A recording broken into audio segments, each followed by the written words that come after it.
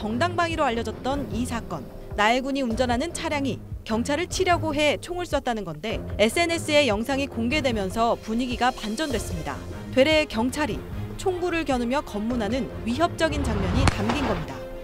Il est rentré. Oh putain. Oh putain. Chaud.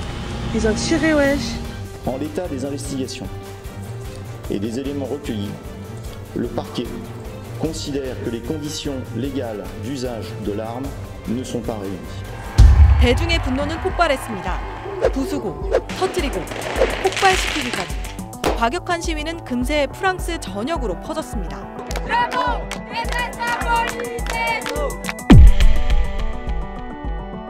경찰이 무방비 상태의 10대 청소년을 총살한 것도 충분한 시위의 사유가 되겠지만요. 프랑스 전역으로, 그것도 급진적 시위로 이어진 데에는 수년간 쌓여온 분노가 표출된 거란 분석도 나옵니다.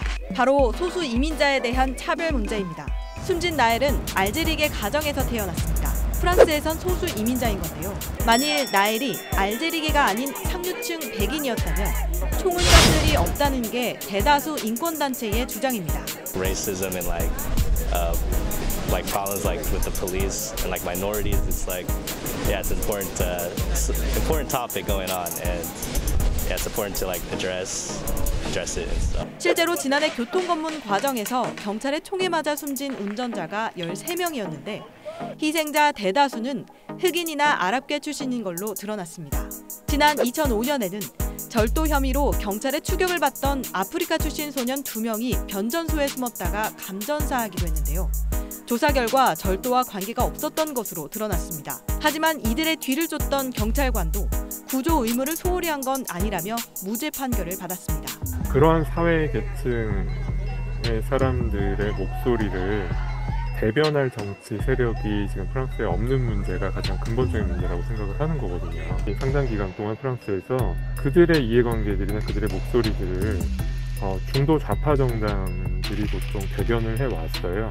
이게 이제 1980년대 이후에 본격적으로 세계화가 진행이 되면서 이 이민자들의 다수는 세계화의 그늘에 위치를 하게 되고요. 사회적으로나 경제적으로나 이렇게 점차 심화되어 왔는데 과거처럼 중도 좌파 사회당이 이들을 대변하진 않았다라는 거죠. 이민자들에 대한 인종적인 혐오라는 것도 근저에 깔려 있고요. 이 의회 안에서 해결되지 않다 보니까 길거리로 나가게 되는 거죠. 하지만 인종차별과 불평등 개선을 요구하는 시위대를 향한 여론이 우호적이지만은 않습니다. 결정적 이유는 시위가 폭동으로 변질돼 버렸기 때문인데요.